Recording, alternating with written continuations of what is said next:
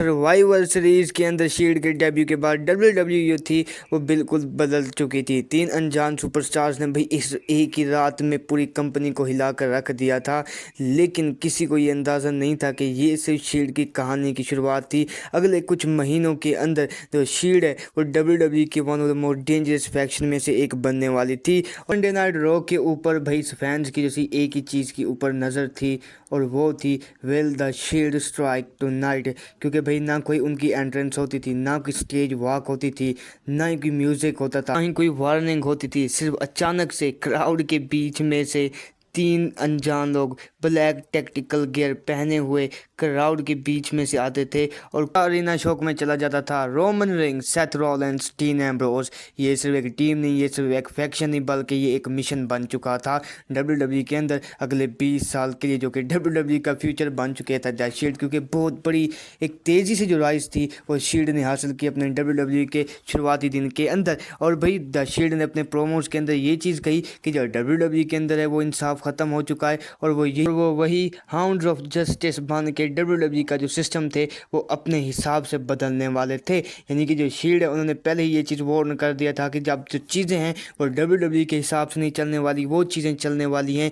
Roman rings, Seth Rollins और dean Ambrose के हिसाब से। और ये चीज़ क्लियर कर दी थी शील्ड। लेकिन रियलिटी जो थी वो कुछ और ही थी, क्योंकि हर हफ्ते कोई ना कोई बड़ा सुपरस्टार जो था वो शील्ड का शिकार बनते रहता था। John Cena, Rybak, शेमिस, Randy Orton या फिर the rock, Undertaker, John Cena, भाई कोई भी बंदा हो शील्ड उन्हें नहीं छोड़ती थी। यहाँ तक कि केन जैसे डब्ल्यूडब्ल्यूई सुपरस्टार को उन्होंने टेबल पार पार करते हुए नजर आए। देखो द शील्ड का जो सबसे बड़ा वेपन था, जो हथियार था, वो उनकी स्ट्रेंथ नहीं थी बल्कि उनकी यूनिटी थी, जो कि उन्हें एक साथ करती थी। और यही यूनिटी द शील्ड ने आगे लेकर चले। जब रोमन रेंग्स उनके पावर हाउस थे, जो सेथ रॉलिंस हर अटैक का एक मास्टरमाइंड था, उनकी स्पीड और रिंग आईक्यू हर अपोनेंट को कंफ्यूज कर देती थी। और डीन एम्ब्रोस जो थे वो केओस था, वो अनप्रडिक्टेबल था, डेंजरस और फिर बिल्कुल फेयरलेस बंदा। जब जब ये तीनों एक साथ होते थे तो भाई लोगों को लगता था कि इन तीनों को जो रोकना है ना वो तकरीबन नामुमकिन सा हो चुका है। और यही चीज़ होती थी लोगों के साथ। लेकिन फिर आया TLC 2012, जब द शील्ड ने अपना पहला डब्ल्यूडब्ल्यूई का ऑफिशियल मैच लड़ा डैनियल ब्रायन, केन और रायबैक के अगेंस्ट। ऑफिशियल मैच लड़ा TLC 2012 के अंदर, जब उनका आमना सामना हुआ कि तीन ऐसे हॉल ऑफ फेमर्स और बहुत बड़े उस टाइम के सुपरस्टार केन, डैनियल ब्रायन और रायबैक के अगेंस्ट। एक तरफ भी हॉल ऑफ फेमर्स थे और दूसरी तरफ थे तीन रुकीज़। एक्सपर्ट का ये मानना था, लोगों का ये मानना था कि जो शील्ड है वो प्रेशर के अंदर आकर टूट जाएगी। लेकिन जब बेल बजी सब कुछ बदल दिया द शील्ड ने।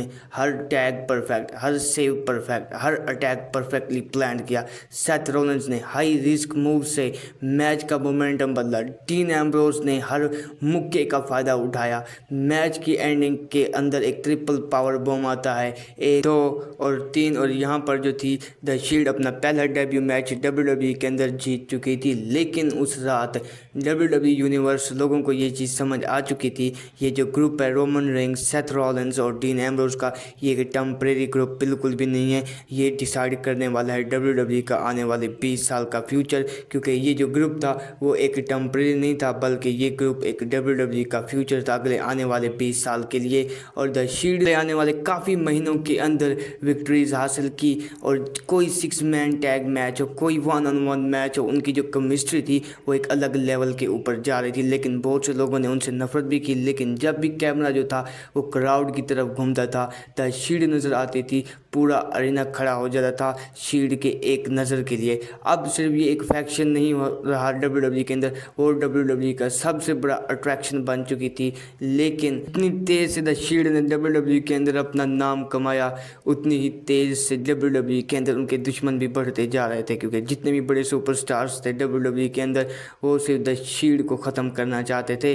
और यही चीज़ हम देखने वाले हैं नेक्स्ट एपिसोड के अंदर। बड़े सुपरस्टार जो थे, क्या वो शील्ड को रोक पाए? हाँ, हाँ, अगर तुमने इससे पहले वाली वीडियो नहीं देखी, शील्ड की स्टोरी का पार्ट 1 जो कि उनका डेब्यू किस तरह से हुआ, तुम लोग वो पहले जाके देख लेना, फिर तुम इस वीडियो के अंदर आना तो तुम्हें कहानी समझ आएगी कि हम किस तरफ जा रहे हैं। बाय द वे, अगर वीडियो चैनल के ऊपर नहीं हो, सब्सक्राइब नहीं किया, सब्सक्राइब कर देना मेरे चैनल को। तुम्हें डॉक्यूमेंट्रीज, न्यूज़ अपडेट्स, हर चीज़ मिलेगी इस चैनल के ऊपर। और हाँ भाई, तुम लोग पिछली वाली वीडियो भी देख लेना, ये भी देख लेना, क्योंकि अब बात करेंगे शील्ड के नेक्स्ट चैप्टर के ऊपर, जो कि होगा shield versus WWE biggest superstar. तो मिलता हूँ नेक्स्ट वीडियो के अंदर। अपना बहुत सारा ख्याल रखना। Till then, bye bye, take care.